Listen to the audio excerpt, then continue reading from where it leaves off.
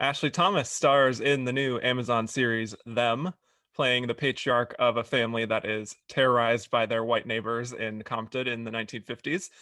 I'm Kevin Jacobsen of Gold Derby here with Ashley. Just to start, this is a contained story. It's an anthology series with a concrete beginning, middle, and end. Mm. So I'm just wondering how much you knew ahead of time about where the story was going before you ended up signing on. I didn't fully know where the story was going. I was sent the first three episodes after I'd done a self tape, and I sort of forgot about it, but got instant feedback, which is sometimes rare. Um, you know, can be quite rare. Just to My agent called and was like, "Look, they're interested. They want to send you the scripts." And then they send me the scripts, and then I read them, and I didn't really know where it was going to go, but I was excited at what I had seen initially. Scared and excited, actually. I was really wanted to do it, and then I was also um, quite scared of the piece, just for the weight that I felt it had, and it was an important story. And I just wanted to make sure that I could I could do the part justice, and that I had all the gears and in layers inside me to be able to deliver the part how like how I thought it should be respected and portrayed. Well, maybe speaking to that a little bit, racism is not uniquely an American thing. As we know, it's something people face all over the world. But Right. this is an American story and it has the specifics of the African American experience just Yeah. inherent in the story. And I'm curious if there was any hesitation on your part, as a British actor stepping into a role like this. Yeah, definitely. There was, the African American experience is a unique experience. So, just to make sure that I approached I approached this part with respect and no ego was sort of my initial approach to the character, and approaching from a space of I have my experiences as a black man in the world and I know what that's like, but the experience isn't the same. So in order to portray the character, I knew that I would have to put in an intense amount of work in order to deliver it authentically.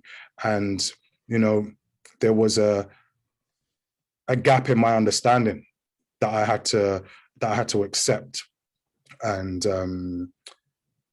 I found that out through stripping away my ego. So what I would do is I would speak to my cousins who are African American and my friends who are African American, and they would share their experiences with me. And I met an elder gentleman called Jerris who lived in my building, and he grew up in Texas in under Jim Crow, and he shared his experiences with me. And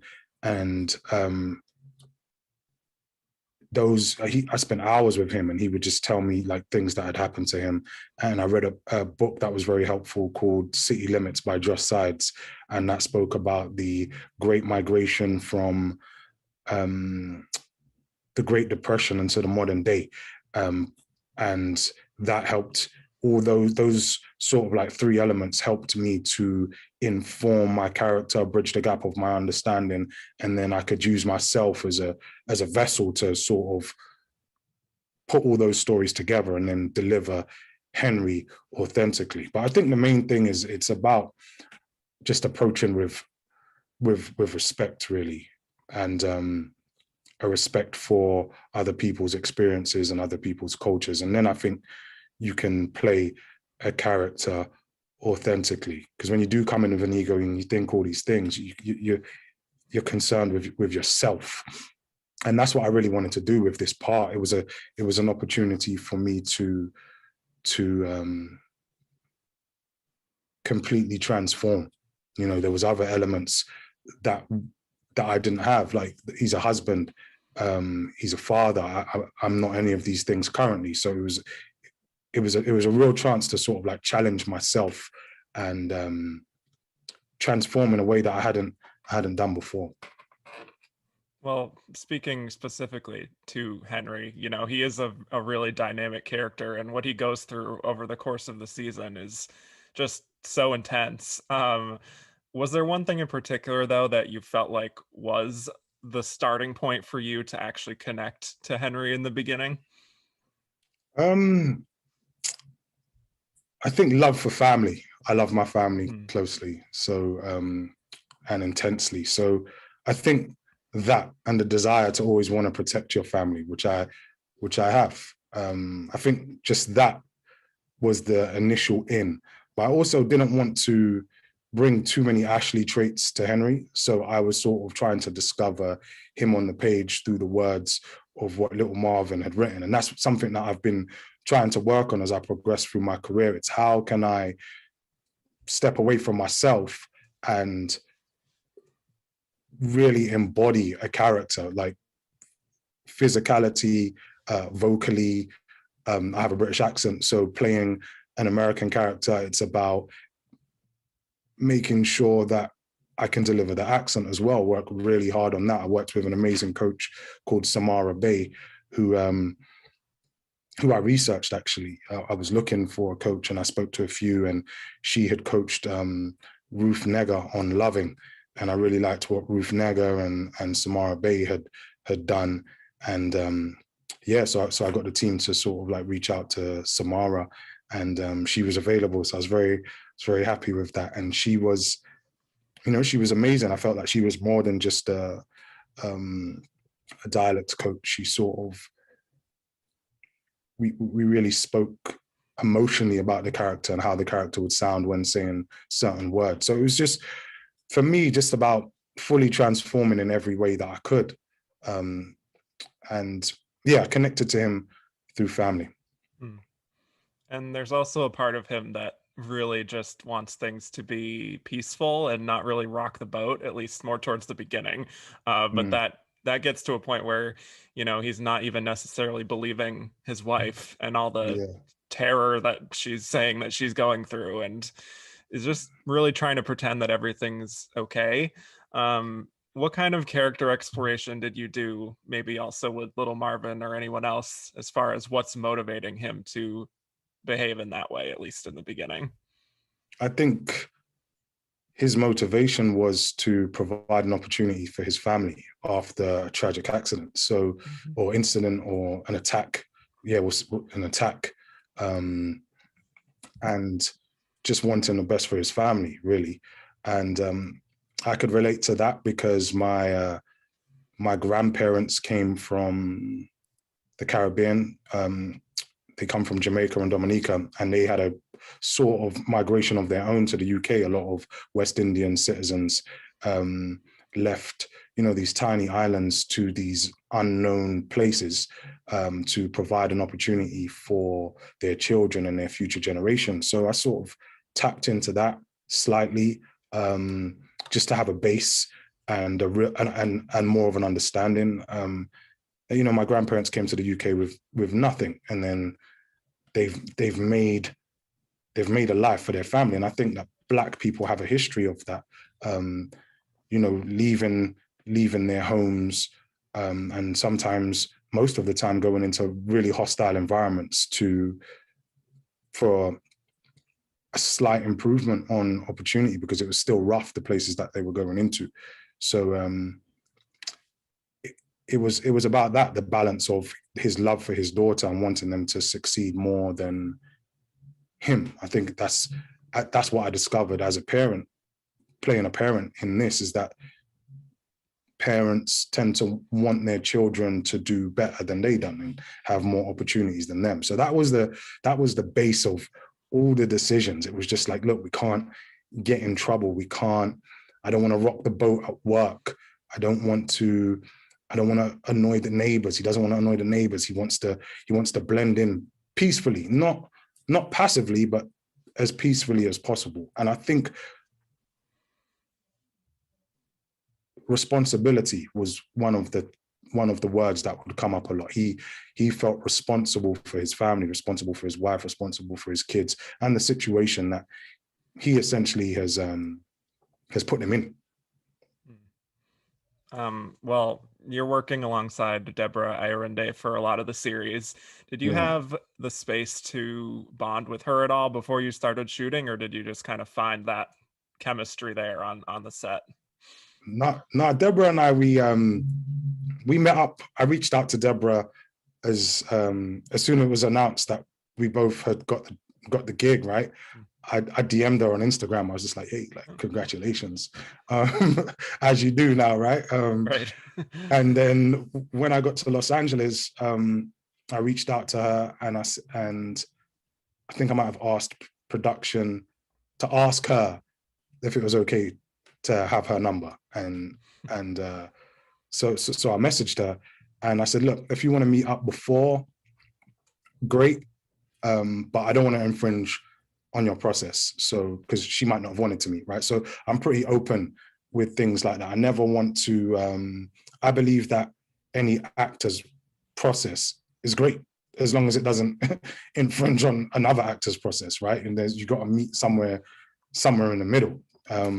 So she was down to meet up, and we met somewhere. We had brunch, well, a lunch that sort of like turned into a dinner, and we sat down for like 5 hours, 6 hours, and we was just speaking about our lives and being young and hopeful, and dreams for the peace, and the hopes for the peace. And then we spoke a little bit about the work, but more about our lives, just being, young artists in the world, young Black artists in the world, and just family. And we just connected straight away. Deborah and I got really close straight away, and it was really good.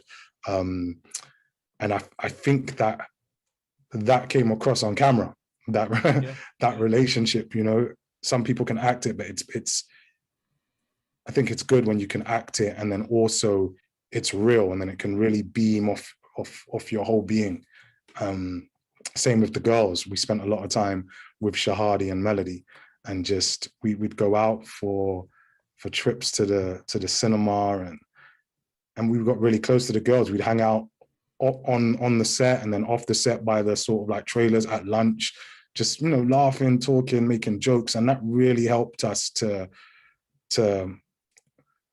be a family. And we still speak now, even though the show's out. And sometimes that happens, which is great.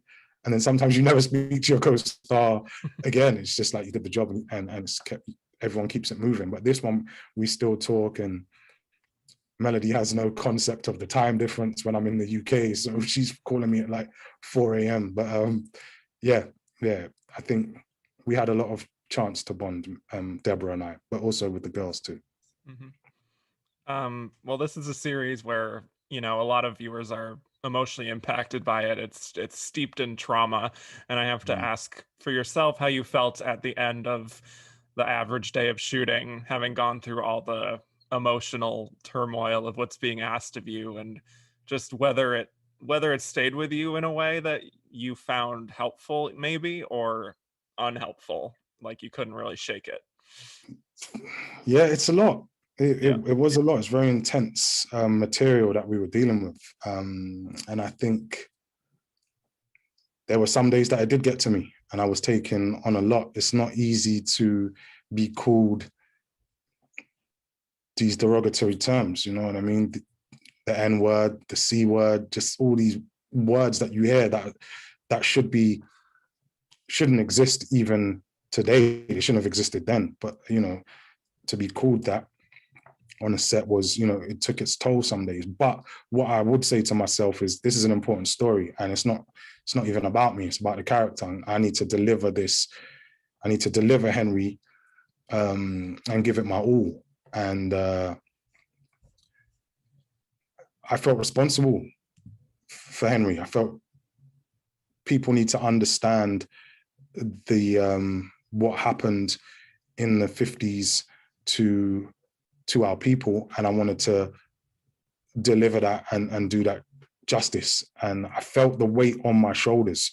I wanted our community, I wanted anyone to watch it to be into Henry and see his kindness, and see his strength and his vulnerability, and his love for his wife and his children, and his work ethic and his restraint. I wanted everyone to see that. And then also I wanted my own people to be proud of the performance and see it in terms of just our community, global community, Black people. When they watch that, they can say, yes, that's how our men are. They're strong, and they have all these layers, and they're multifaceted, and they do love their wife, and they are present emotionally and physically with their kids and their family. And I wanted all these things to be portrayed accurately, and because it's not like an image that we see all the time in the media, and even in entertainment, whether it be films. I think that's changing more and more year by year, but we still have a longer road to travel. We got a long way to evolve. And yeah, one day I cried, actually, just from Ashley, just the toll the character was taking on me personally, day in, day out. And it was a heavy, intense shoot schedule. When I guess this is the first time that I've played one of the out and out leads. So that is intense, every day coming in and making sure that you can reach that bar and be, and all the emotional trauma that I'm carrying, just as there's generational trauma as a Black person from the Caribbean or America. There's these things, there's this trauma that our families pass down. So this material can be triggering as well at the same time. So you're going through all these things, having to keep that in check, right? I'm having to kind of keep Ashley in a box. Like, it's not about you, it's about Henry. So yeah, it was tough. But what I would tell myself is, it's not as tough as what our people was going through. So, suck it up and deliver this part to the best of your ability, and make sure that, people are proud and people can feel this character and it can touch people. And I think from the DMs and all the people out reaching out, Twitter, Instagram, emails, text messages, I feel that, well, I hope I'm getting that vibe from the messages and stuff. But I hope that it has touched people in that way. And from what I can see, it has. So I think my part is done. I'm definitely proud of the performance. Yeah. Well, for those of you watching, hit like and subscribe for more award season interviews, and head to goldderby.com to start making your Emmy predictions. Ashley, thank you so much for your time today. Thank you. Appreciate it. Thanks.